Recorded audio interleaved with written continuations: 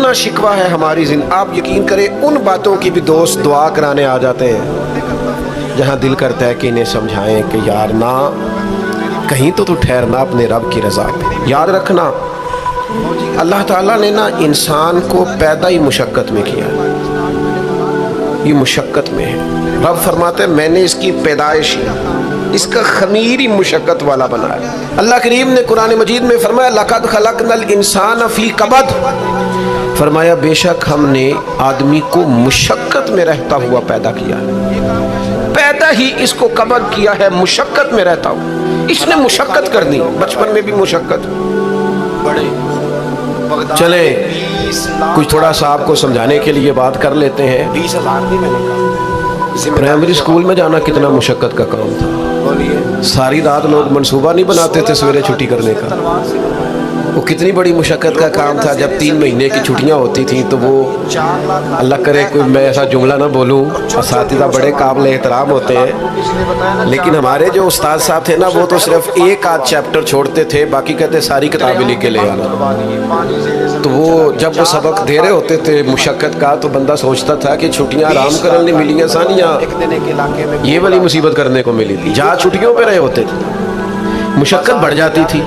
آج تو ان چیزوں پر ہنسی آتی ہے، مشقت، جد و جہد، ہر لمحے جد و جہد، اور ہر مشقت اپنے ٹائم پر مشقت ہوتی۔ آج آپ سے کہا جائے بہت سارے لوگوں سے پرائمری کا امتحان دینا تو آپ کہیں گے بائیں ہاتھ کا کھیل ہے، بھئی آپ بائیں ہاتھ کا کھیل ہے، تب نہیں تھا، اور جو آج پرائمری کر رہے ہیں ان کے لیے بھی آج بائیں ہاتھ کا کھیل نہیں۔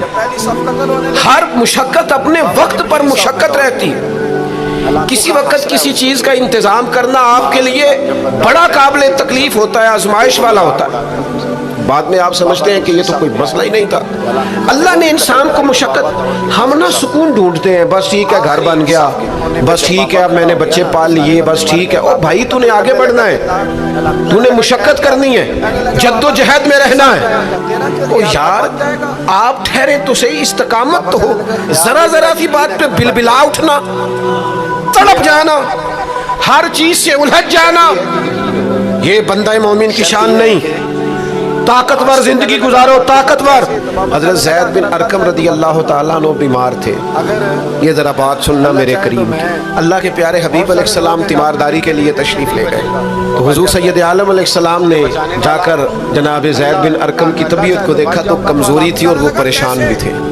تو حضور علیہ السلام کو اللہ تعالیٰ نے غیب کے خزانوں کی کنجیاں عطا فرمائی ہیں، قریب مسکرا کے فرمانے لگے زید اس بیماری سے پریشان نہ ہو، اس سے تو آپ نے ٹھیک ہو جانا ہے۔ اس روایت پر خاص غور کرنا کیا کہہ رہا ہوں، فرمایا اس سے آپ نے پریشان نہیں ہونا، اس سے تو آپ نے ٹھیک ہو جانا ہے، مسئلہ ہی نہیں۔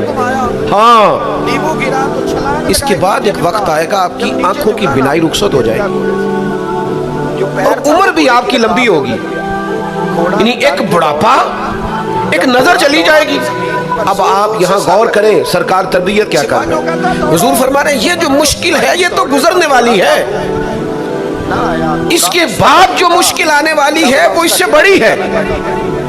فرمایا زید اس کے بعد آپ کی بینائی چلی جائے گی اور عمر بھی لمبی ہوگی، تو بتائیے اس وقت کیا کریں گے؟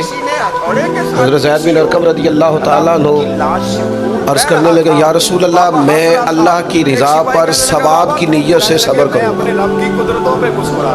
معنی کیا ہے؟ دکھ قبول محمد بخشا راضی رہن پیارے، ٹھیک ہے اگر بینائی جائے گی اور بڑھاپا آئے گا تو قبول کریں گے، رب کی رضا کے لیے ثواب کی نیت سے صبر کریں گے۔ ایسے بھی کبھی دنیا میں میدان لگتے ہوں گے کہ بیماری آئے گی، بتایا جا رہا ہے اور پوچھا جا رہا ہے کہ تو کیا کرے گا، تو بتا رہے یا رسول اللہ صبر کروں گا، تو نتیجہ بھی وہی بیان ہو رہا ہے، یعنی سارا سودا نقد و نقد۔ اسی وقت ہتھیلی پہ سرسوں جم رہی ہے، حضور نے فرمایا کیا کرو گے؟ یا رسول اللہ صبر کروں گا اللہ کی رضا کے لیے ثواب کی نیت سے۔ تو حضور فرمانے لگے اگر تو صبر کرے گا تو پھر نتیجہ سن، اللہ تجھے حساب نہیں لے گا، بغیر حساب ہی جنت عطا کر دے گا۔ اور میرے بھائی ایک مشکل سے آپ گزر گئے، اب آپ کو اگلی مشکل کے لیے تیار رہنا ہے۔ تھوڑے دن اگر سکھ سے جینا چاہتے ہو تو ایک ہی علاج ہے, لوگ وہی کھڑے ہیں جان سے زیادہ ایک ہی, فرمایا نہیں, مالک کی رضا میں راضی رہو, نہ سمجھ آئے ٹھنڈے پانی سے پیار ہو. تو پھر کربلا والے امام حسین کی طرف دیکھنا, یہ مولا علی وہ نانا کے کندھوں پہ تھے پھر بھی بڑے خوش تھے, تو پانی کچھ دیر سے آیا, وہ ماں کی گود میں تھے پھر بھی بڑے خوش تھے, شیر خدا کی باہوں میں تھے پھر بھی بڑے خوش تھے, حسن کے ساتھ سفر حج پہ تو بھی بڑے راضی تھے. اور جس دن رجب کے مہینے میں مدینہ چھوڑ رہے تھے تو اس دن بھی کہہ رہے تھے مالک میں تیری رضا پہ راضی ہوں. اور حسین ابن علی رضی اللہ تعالیٰ عنہ نے ہمیں یہ معیار دیا ہے, جس دن شبیہ مصطفیٰ علی اکبر ان کے گھر میں پیدا ہوئے تھے حسین اس دن بھی بڑے راضی تھے. اور جب اللہ اکبر کہہ کے زخم کھا کے جناب علی اکبر گھوڑے سے زمین پر تشریف لائے تھے اور جوان بیٹے کو سہارا دے کر انہیں اٹھانا پڑے تھا, حسین اس دن بھی رب کی رضا پہ بڑے راضی تھے. اور جب چھوٹا سا بیٹا ان کی گود میں اس کی سانسیں اکھڑ رہی تھیں تو امام علی مقام اس وقت بھی اپنے رب کی رضا پہ بڑے ہی راضی تھے. حد ہو گئی, جس گلے کو محبوب چومتے تھے اس وقت بھی حسین راضی تھے, اور جب اسی گلے پہ خنجر چل رہے تھے امام علی مقام نے یہ نہیں کہا کہ مالک میرا اتنا امتحان, آخر میرے مسئلے کب حل ہوں گے, میری مشکلات کب حل ہوں گی, آخر کس وقت, یہ نہیں فرمایا, بلکہ یہ سارا کچھ سہ کے دونوں ہاتھ زمین پہ بچھا کے سجدہ شکر ادا کر کے کہا مالک جہاں تو رکھے حسین وہاں راضی ہے. یاد رکھیں اگر آج جوانی ہے تو بڑھاپا آئے گا, آج اگر صحت بالکل ٹھیک ہے تو آہستہ آہستہ خدا نخواستہ قبا اور اعصاب کمزور ہونے لگتے. ہمیں نا ذہنی طور پر تیار رہنا ہے. لوگ کہتے ہیں جناب پتہ نہیں میں بڑا پریشان ہوں, ایک مشکل ختم ہوتی ہے دوسری شروع ہو جاتی ہے. میں نے کہا یہ مشکل نہیں, یہی تو مزہ ہے زندگی کا.